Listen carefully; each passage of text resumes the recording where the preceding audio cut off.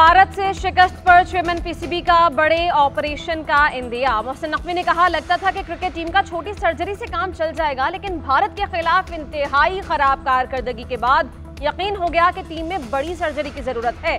कौम cricket team में जल्द बड़ी सर्जरी होती हुई देखेगी। हमने चैंपियंस ट्रॉफी के लिए टीम तैयार करनी है। वक्त आ गया है कि बाहर बैठे नए टैलेंट को मौका दिया जाए। मुझे पता है टीम में क्या चल रहा है और टीम क्यों हारी है। भारत के खिलाफ शिकस्त बहुत मायूसकुन है। पाकिस्तानी क्रिकेट इस वक्त बदतरीन दर्जे पर है। हमारा सबसे बड़ा चैलेंज टीम की कारकर्दगी को बेहतर करना है।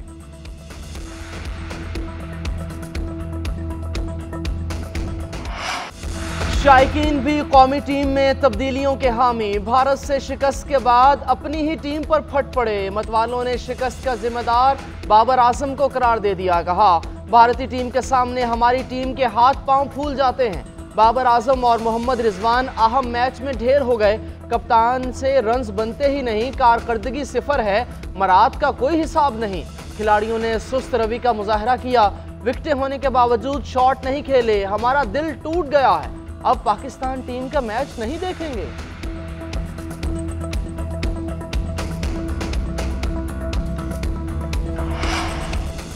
T20 वर्ल्ड कप में पाकिस्तान को दूसरी इबरतनाक शिकस्त। टीम ने कौम को रवायती अगर बगर के चक्कर में फंसा दिया। सुपर 8 मरहले में रसाई का दूसरी टीम्स पर इन्हिसार। पाकिस्तान को बकिया 2 मैचेस में फतह। अमेरिका और भारत की दोनों मैचेस में हार दरकार। पाकिस्तान के अगले 2 मैचेस कनाडा और आयरलैंड के खिलाफ। अमेरिका ने भारत और आयरलैंड से खेलना है। अमेरिका एक भी मैच जीता तो सुपर 8 पे पहुंच जाएगा। अमेरिका के खिलाफ आयरलैंड और भारत की फतह की सूरत में पाक आयरिश मैच नॉकआउट होगा। पाकिस्तानी टीम अपना तीसरा मैच कल न्यूयॉर्क में कनाडा के खिलाफ खेलेगी।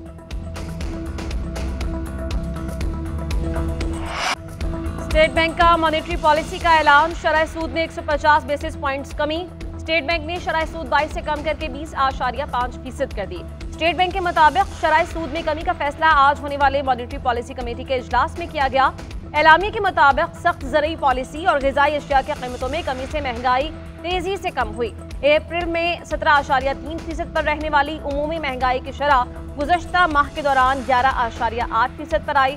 स्टेट बैंक ने बिजली और गैस की कीमतों और बजट फैसलों को महंगाई के मौजूदा मंजरनामे की तब्दीली और आइंदा माह महंगाई में नुमाया इजाफे के लिए खतरा करार दिया। 2025 तक महंगाई की शरह में बतदरीज कमी का इम्कान।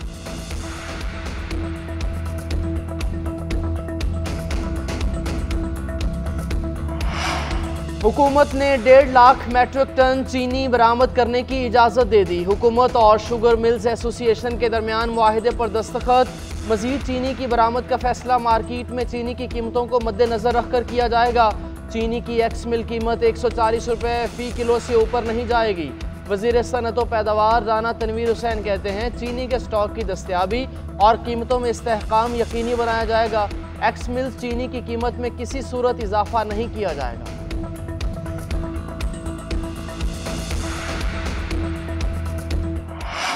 फर्ज की अदायगी के दौरान पाक फौज के 7 जवान वतन पर कुर्बान। शहदा की नमाज जनाजा अदा कर दी गई।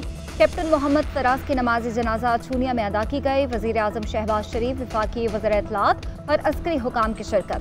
वज़ीर आज़म ने शहीद कैप्टन फराज इलियास की मैयत को कंधा दिया और तदफीन के अमल में हिस्सा लिया। शहीद को पाक फौज के दस्ते की जानिब से सलामी पेश की गई और कब्र पर गुलदस्ता भी रखा गया। दीगर शहदा की नमाज जनाजा बनू में अदा की गई। शहदा के जसद खाकी हवाई इलाकों को रवाना कर दिए गए। मुकम्मल फौजी एजाज के साथ सुपुर्द खाक किया जाएगा। ISPR का कहना है, सिक्योरिटी फोर्सेस दहशतगर्दी की लानत को खत्म करने के लिए पुरअज़्म है और हमारे बहादुर शहदा की ये कुर्बानियाँ हमारे अज़्म को मज़ीद तक़वियत देती हैं।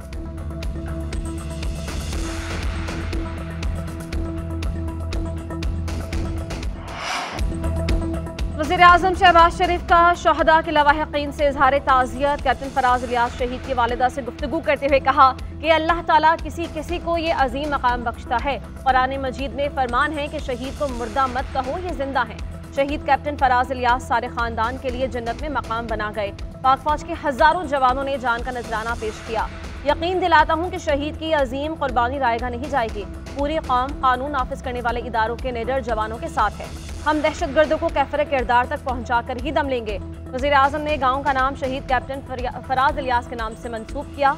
शहीद के गांव को मॉडल विलेज बनाने का भी ऐलान कर दिया।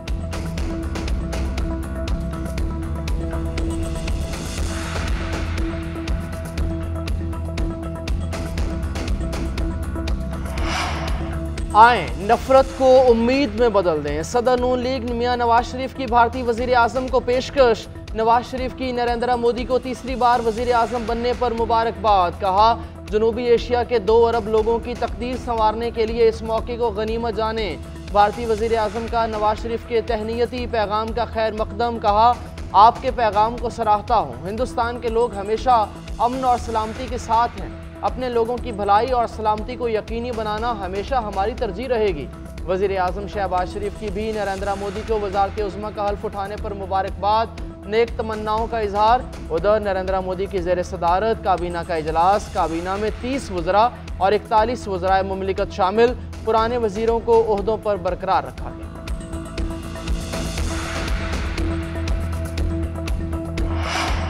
बानी पीटीआई सियासी जमातों से बातचीत के लिए तैयार। सुप्रीम कोर्ट को मुज़ाकरात के हवाले से खत लिखने का फैसला। खत का जरूरी मतन नोट करा दिया। खत लिखने का फैसला मुल्की मुआशी मुश्किलात और सियासी अदम इस्तेहकाम खत्म करने के लिए किया गया। खत में इंतखाबी मैंडेट की वापसी, 9 मई जुडिशल इंक्वायरी समेत दीगर सियासी केसेस में फेयर ट्रायल के नुकात उठाए जाएंगे।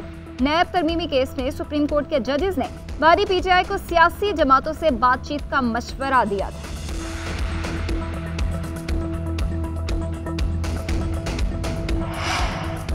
9 मई के मुकदमात में अपोजिशन लीडर उमर अयूब की जमानत मनसूख। सरगोधा की इंसदाद दहशतगर्दी अदालत ने अदम पैरवी पर दरख्वास्त खारिज की। उमर अयूब और वकला को सारा दिन अदालत में पेश नहीं होने दिया गया। उधर उमर अयूब ने कहा कि पुलिस ने हमें अदालत की तरफ जाने ही नहीं दिया। शहबाज शरीफ, मोहसिन नकवी और मरीम नवाज के हुक्म पर रास्ते सील किए गए। पुलिस ऑफिसर हलफ, आइन और कानून की धज्जियां बिखेर रहे हैं। चीफ जस्टिस पाकिस्तान और लाहौर हाईकोर्ट वाकई का नोटिस लें।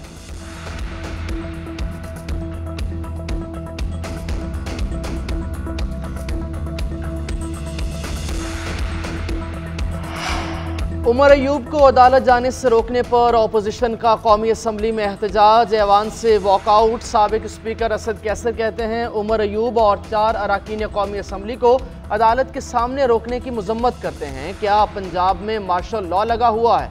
क्या इस मुल्क में आइन और कानून है? किस कानून के तहत अपोजिशन लीडर को रोका गया? अपोजिशन लीडर समेत तमाम अरकान के इस्तेहकाक का तहफ़्फ़ुज़ स्पीकर की जिम्मेदारी है।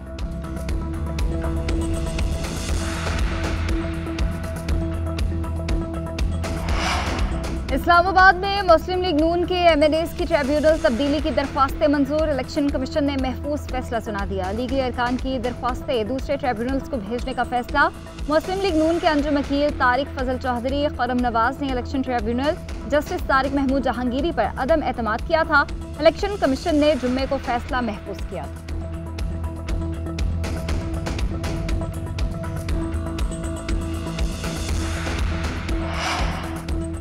पंजाब में हत्या इज्जत के कानून का इत्तलाक। नए कानून के तहत ट्रायल से कबल 30 लाख रुपए तक हर्जाना भिजवाया जा सकेगा। जेल और पुलिस का कोई अमल दखल नहीं, सिविल केसेस की तरह ही ट्रीट होगा। खुसूसी ट्राइब्यूनल 6 माह में फैसला सुनाएंगे। ट्राइब्यूनल का जज मुतासिरा फरीक को नोटिस जारी करेगा। कानून यूट्यूब, फेसबुक, ब्लॉग, ट्विटर समेत दीगर सोशल मीडिया साइट्स पर लागू होगा। पंजाब हुकूमत ने हत्या इज्जत कानून गजट नोटिफिकेशन जारी किया। कायम मकाम गवर्नर मलिक अहमद खान ने चंद रोज कबल दस्तखत किए थे। पीपल्स पार्टी ने हत्या इज्जत कानून मुस्तरद कर दिया। हसन मुर्तजा ने कहा कि बिल पर पीपल्स पार्टी से मुशावरत नहीं की गई। नून लीग ने वादे के बावजूद तरामीम नहीं की। हमने वजीर आला पंजाब को वोट इसलिए नहीं दिया था। पीपल्स पार्टी इजहार राय पर यकीन रखने वाली जमात है। हमारी लीगल टीम इस पर काम कर रही है। सहाफियों के तहफ़्फ़ुज़ात क़यादत तक पहुँचाएंगे। उधर लाहौर हाईकोर्ट कल हत्या इज्जत कानून के खिलाफ दायर दरख्वास्त पर समाअत करेगी।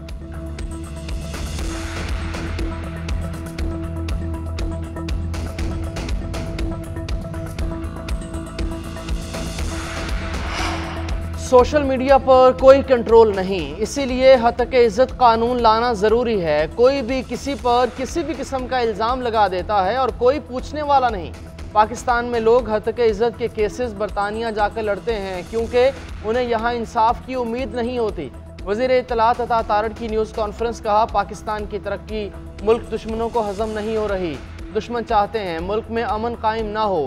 पाक चीन दोस्ती में रखना डालने की कोशिश की जा रही है। कोई सियासी लीडर इतना बड़ा नहीं होता कि वो मुल्क की तरक्की में रुकावट बने। बशाम वाक़े में मुलविस तमाम दहशतगर्दों को कटहरे में लाएंगे। पाकिस्तान के दुश्मनों को कामयाब नहीं होने देंगे।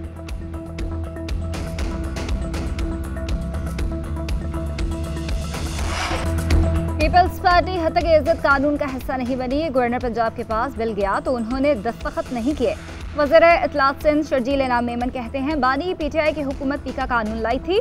सिंध हुकूमत चाहती है शफाफ सहाफत हो, इल्जाम तराशी, झूठ और फेक न्यूज़ ना हो। आज़ादी सहाफत में पीपल्स पार्टी सहाफ़ियों के साथ खड़ी है। सिंध के सहाफ़ी नसरुल्लाह गुडानी को चंद हफ्तों कबल शहीद किया गया। ये वाक़या उसी की कड़ी है जो सच की आवाज़ दबाना चाहती है, जो नहीं चाहती कि सब दिखाया जाए। कोई भी मुलव्वस होगा छोड़ेंगे नहीं, जो भी बात सामने आएगी मीडिया को बताएंगे।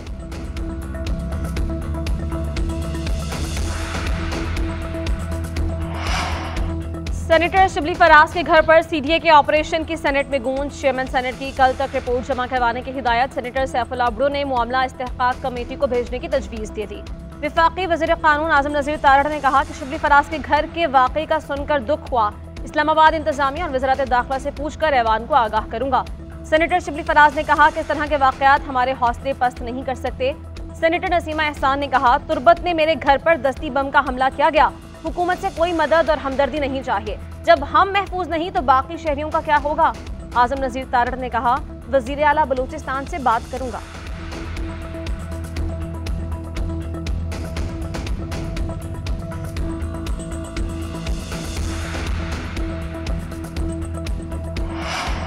आईजी पंजाब को ऐवान में बुलाओ। पंजाब असम्बली में अपोजिशन का हंगामा। एजेंडे की कॉपियां फाड़ दी। गुंडागर्दी और लाठी गोली की सरकार नहीं चलेगी के नारे। अपोजिशन अरकान ने कहा कि आईजी पंजाब फस्तायत का मुजाहरा कर रहे हैं। 4 दीवारी में भी कन्वेंशन करें तो पुलिस पहुंच जाती है।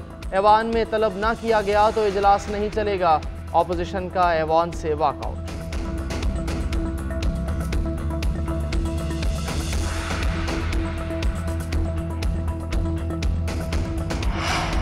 कौमी इक़्तिसादी कौंसिल ने आइंदा माली साल के लिए 1500 अरब रुपए के तरक्याती बजट की मंजूरी दे दी। वज़ीर आज़म शहबाज शरीफ की ज़ेर सदारत इजलास में चारों वज़राए आला, विफाक और सूबों के नुमाइंदगान की शिरकत।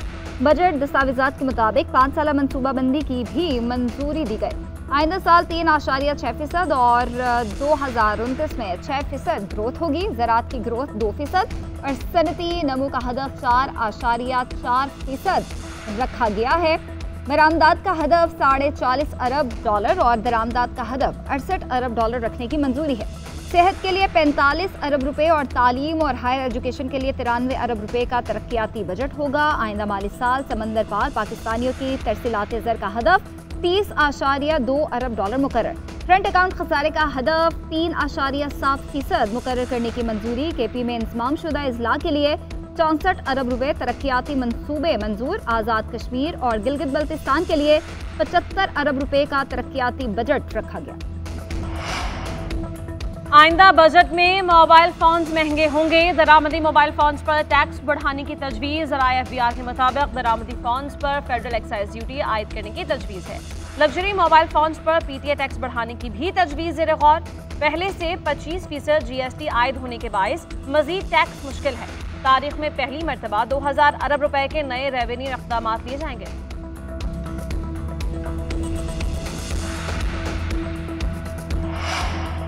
बाहिफाजत घर वापसी तक शायर अहमद फरहाद जबरी लापता फर्द करार। इस्लामाबाद हाई कोर्ट ने तहरीरी हुक्मनामा जारी कर दिया। तमाम लापता अफराद के केसेस यकजा करके चीफ जस्टिस को भिजवाने की हिदायत। तहरीरी हुक्मनामे में कहा गया, ज़रूरी हो तो तहकीकाती इदारों के सरबराहों से इन कैमरा ब्रीफिंग ली जाए।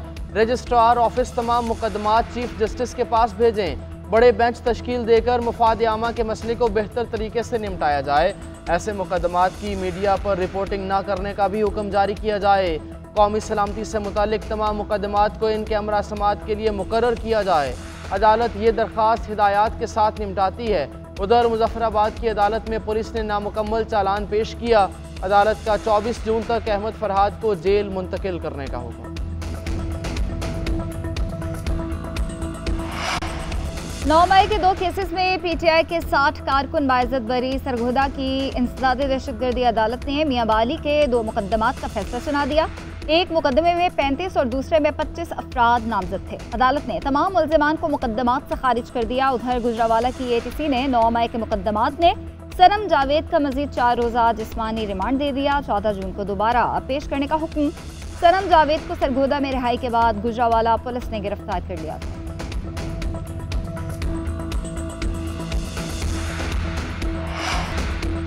T20 वर्ल्ड कप के सनसनीखेज टाकरे जनूबी अफ्रीका ने बांग्लादेश को जीत के लिए 114 रन का हदफ दे दिया। क्विंटन डिकॉक 18, कप्तान Aiden Markram 4, Heinrich Klaasen 46 run बनाकर आउट हो गए। ग्रुप डी में जनूबी अफ्रीका 2 मैच जीतकर 4 पॉइंट्स के साथ टॉप पोजीशन पर। बांग्लादेश ने 1 मैच खेला, जीतकर 2 पॉइंट्स के साथ दूसरे नंबर पर विराजमान।